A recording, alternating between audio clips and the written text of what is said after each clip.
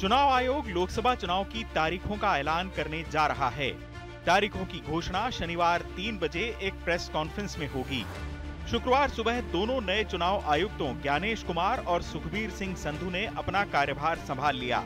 इसके बाद आयोग में मुख्य चुनाव आयुक्त के साथ चुनावी तैयारियों पर एक समीक्षा बैठक हुई, जिसमें तैयारियों को अंतिम रूप दिया गया।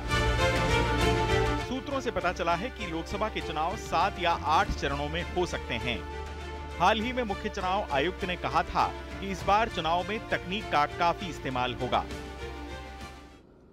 टेक्नोलॉजी का बहुत बड़े तरीके से उपयोग किया जाएगा इस पूरे इलेक्शन में। एक 3 वर्टिकल में अगर मैं आपको बताऊं, एक वोटर्स और एक कैंडिडेट्स और एक मैनेजमेंट। तो वोटर्स को वोटर हेल्पलाइन पे सभी चीजें देखने की सुविधा है। उनका बूथ कहां पर है, उनका अगर कार्ड को उन्हें डाउनलोड करना है, अगर उनका नंबर लिखा हुआ है वोटर कार्ड में, बीएलओ कौन है, कोई भी चीज वोटर को अपने से जाननी है तो वो यहां जान सकते हैं। पिछली बार यानी 2029 में चुनाव आयोग ने लोकसभा के चुनाव 7 चरणों में कराए थे। पिछली बार 10 मार्च को चुनाव की तारीखों का ऐलान किया गया था और पहले चरण की वोटिंग 11 अप्रैल और आखिरी चरण की वोटिंग 19 मई को हुई थी, जबकि चुनाव के नतीजे 23 मई को आए थे। 2019 में कुल 67% मतदाताओं ने अपने मताधिकार का प्रयोग किया था।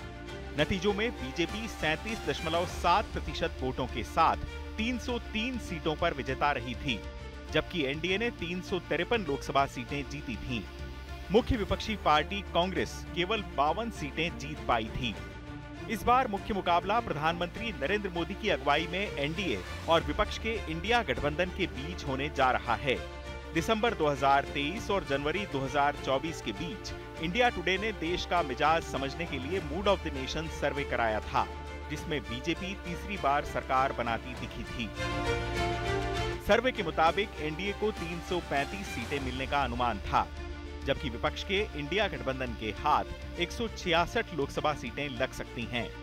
साथ ही इन दोनों गठबंधनों से दूर पार्टियों को 42 लोकसभा सीटें मिल सकती हैं। लोकसभा चुनाव के साथ ही कुछ राज्यों में विधानसभा चुनाव की तारीखों का ऐलान भी किया जाएगा। ये विधानसभा चुनाव ओडिशा, सिक्किम, अरुणाचल प्रदेश और आंध्र प्रदेश में होंगे।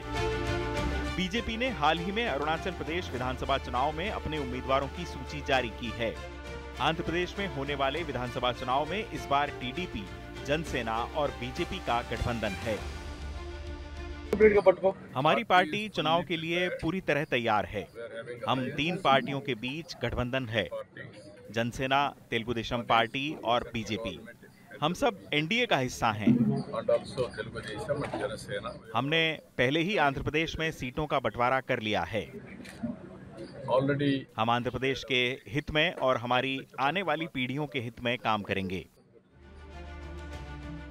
लोकसभा चुनाव के लिए राजनीतिक दलों ने उम्मीदवारों की लिस्ट जारी करना शुरू कर दिया है। बीजेपी अपनी 2 सूचियों में अब तक 267 लोकसभा सीटों पर उम्मीदवारों के नामों का ऐलान कर चुकी है। वहीं कांग्रेस ने अपनी 2 सूचियों में 82 प्रत्याशियों के नाम घोषित किए हैं। चुनाव आज तक।